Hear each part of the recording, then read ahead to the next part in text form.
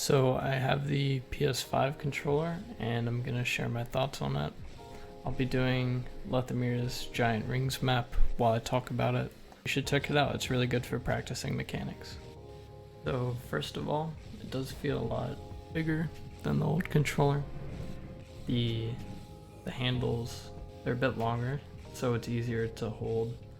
And it just it's more curved and wraps around your hands more easily. It's a lot more comfortable than the DualShock 4.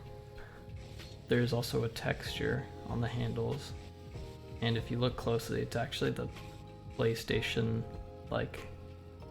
shapes, like circle, square, X, triangle, all of those. So it's pretty grippy, but be careful of putting it on rough surfaces because it can rub off since it's just plastic. It's now USB-C, so when you're plugging it and unplugging it, it won't really wear like micro USB on the DualShock 4.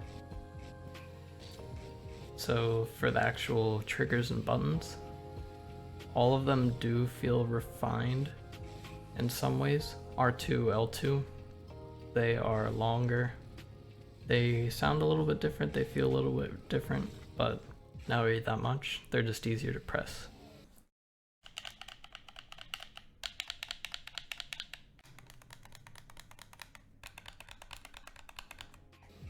However, for L1 and R1, they do feel quite a bit different. The old ones feel wobbly in comparison. So if you press them on the edges, it'll wobble a bit. But the new one is very uniform, and they're also bigger, just like the triggers.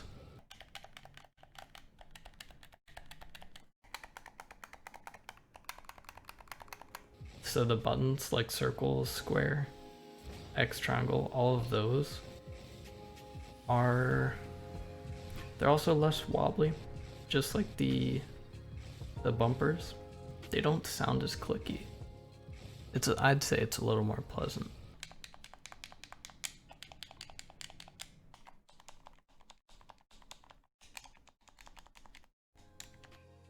But it's all preference.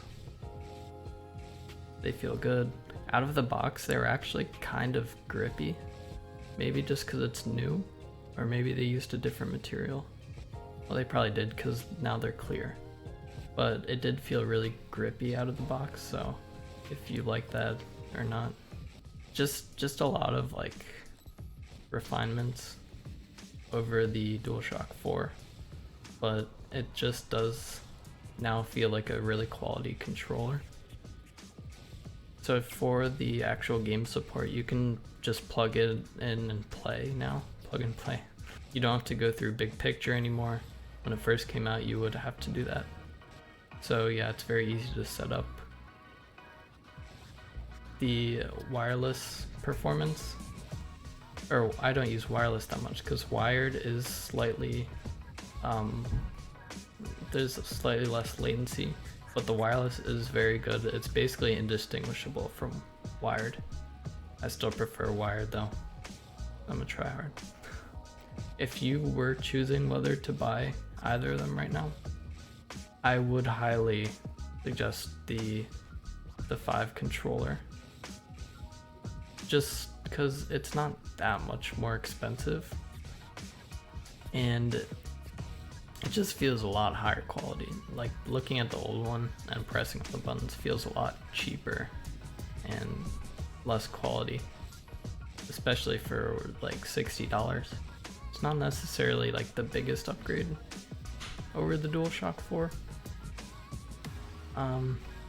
So if you're just a casual player, it's definitely not worth to buy a new $70 controller. But if you're serious about the game, it's a very improved in almost every way. Oh, I didn't really talk about the joysticks actually. The joysticks they feel basically the same. Out of the box they did feel grippier. I don't know if that's gonna change over time though. Probably will. But yeah, they do feel very grippy. basically just the whole controller is very grippy. The buttons, the handles. Like, I definitely like how they made a ton of improvements, unlike the Xbox controller, which is basically the same.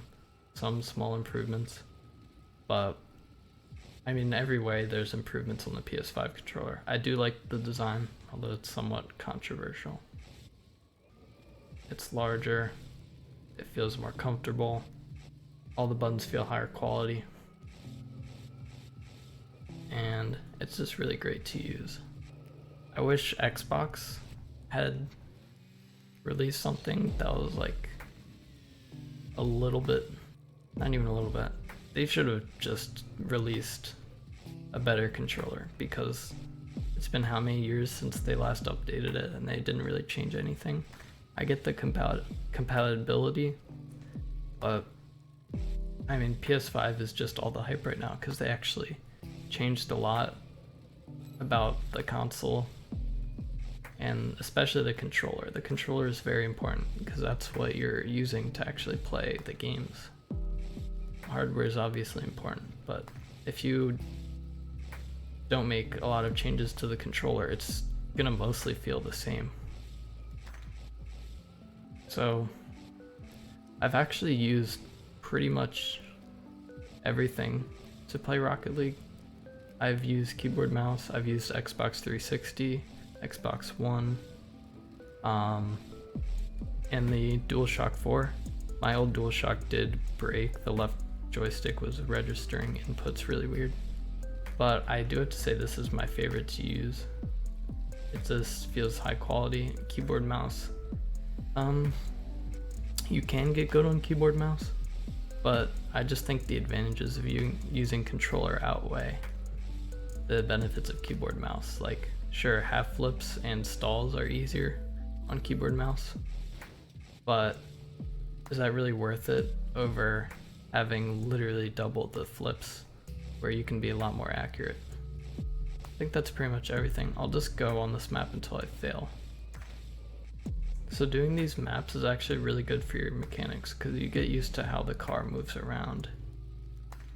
So, I mean, it does get pretty difficult in the later levels, but it's definitely worth it to like play this at least a few times, because it definitely helps with control and speed and momentum in the air.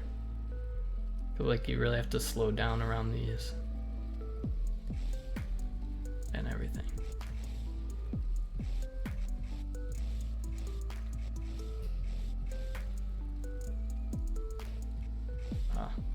Try to go backwards, but it's a lot more difficult.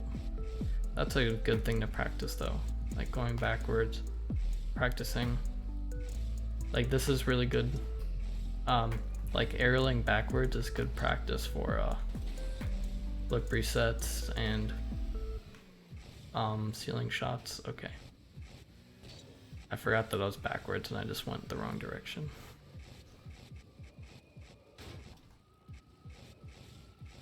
Let's see how fast we can get to level 15. Also, if you have any questions about the controller, let me know in the comments. I'll definitely answer any that come up. Alright, that'll be it.